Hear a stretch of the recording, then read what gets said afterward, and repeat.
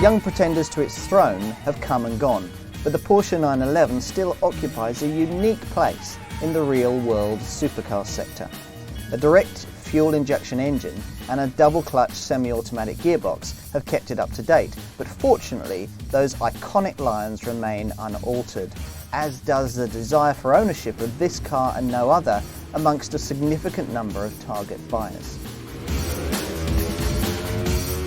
As automotive legends go, the Porsche 911 is a very good one.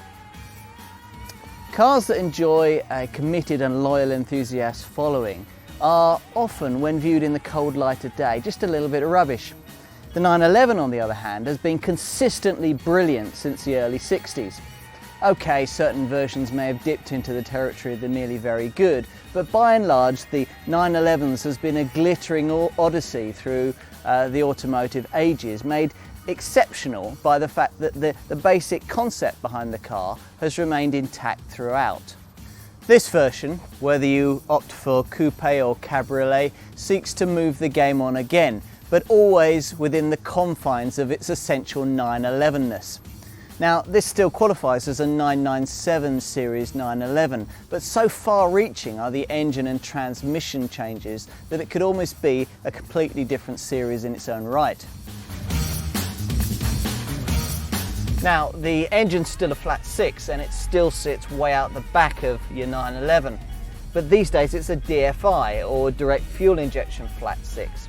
Now, Porsche's DFI system uses a sophisticated engine management computer and high pressure injectors to fire a fuel and air mixture directly into the combustion chamber.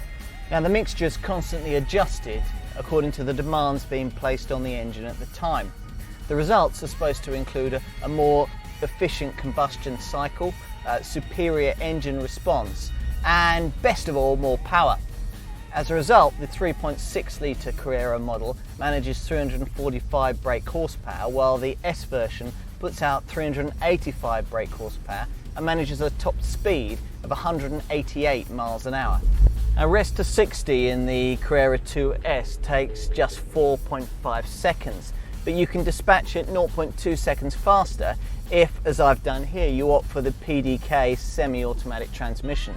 Now, I call it semi-automatic, but actually it's a conventional 7-speed manual gearbox harnessed to a hydraulic control mechanism divided into 2 separate units.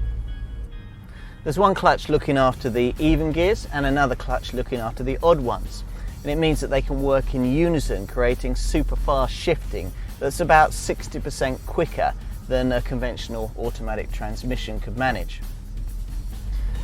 If you've owned an old Porsche 911 with Tiptronic automatic transmission, then you'll notice a difference immediately. You don't need to be an automotive enthusiast to know what one of these is when it blows past you. The 911s is one of the most recognisable shapes on the automotive landscape. This version, well, changes are pretty limited. There are fashionable daytime LED running lights and LED tail lights, and there are larger door mirrors, but that's about it.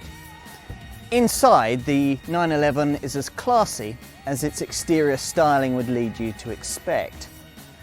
Expensively slush-moulded materials dominate the fascia, a huge relief and improvement over the hard plastic seen in the old 996 series.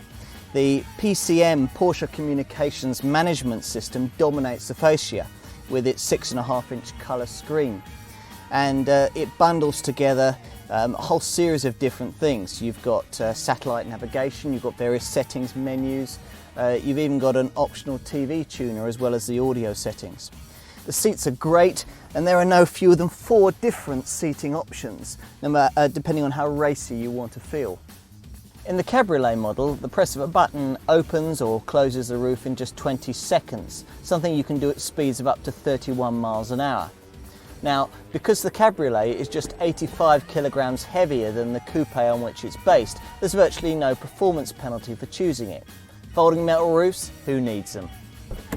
One nice thing about the 911 Cabriolet is that it doesn't suffer in terms of boot space compared with its coupe counterpart. The boot in this case, of course, being at the front. As you can see, you've got the same One thing to bear in mind is that if you go for the four-wheel drive C4 version, then boot space does fall significantly from 135 to 105 litres.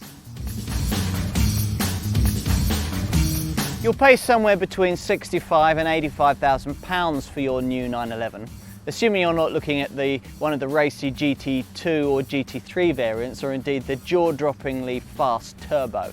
The first decision you'll make in the standard 911 range is between the Carrera 2 and the all-wheel drive Carrera 4 models, offered at a premium of around £4,500.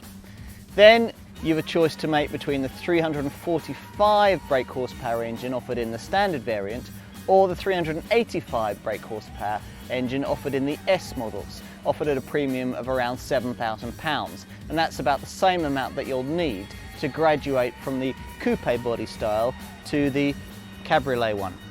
My personal favourite is a nice compromise between these two, the glass-roofed Targa version.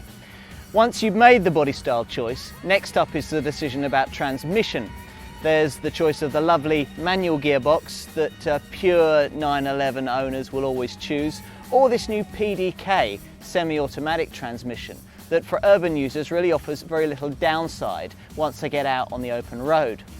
Finally, you've got the choice from that bulging options list, which even includes things like launch control, able to shed another 0.2 seconds from your 0 to 62 miles an hour sprint time. Decisions, decisions. At least today's options list no longer includes expensive but must-have features like the Porsche Stability Management System, PSM, which today is not only standard but also includes things like brake assist and the brake pre-filing systems that were once the preserve only of higher spec models. Porsche's vehicle tracking system is also standard, approved to Thatcham Category 5. Even the mighty 911 needs to toe the environmental line these days, and the improvements brought about by these DFI engines have helped not only performance but reduced emissions and improved economy. In addition, the PDF gearbox has no negative impact on either. For the Carrera 2, those economy figures are between 28 and 29.5 miles to the gallon on the combined cycle, with emissions of between 225 and 242 grams per kilometre. If you go for the C4 version, then emissions rise between 237 and 251 grams per kilometre. Insurance groupings, well, they're either 19 or group 20, depending on whether you go for the standard or the S variant. After years of trying but failing to topple Porsche's sports car crown, a select band of rival manufacturers were starting to get uncomfortably close.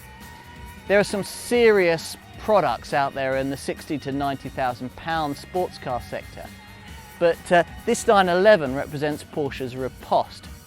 The DFI engine and the PDK gearbox innovations are significant landmarks in the history of a car famed for its gradual evolution. A formidable technological package then, with cutting-edge technology that competitors underestimate at their peril. This, along with the car's unparalleled heritage, may still be enough to seduce discerning sports car buyers. For me, it's still the car to beat. One day, I'm going to own one.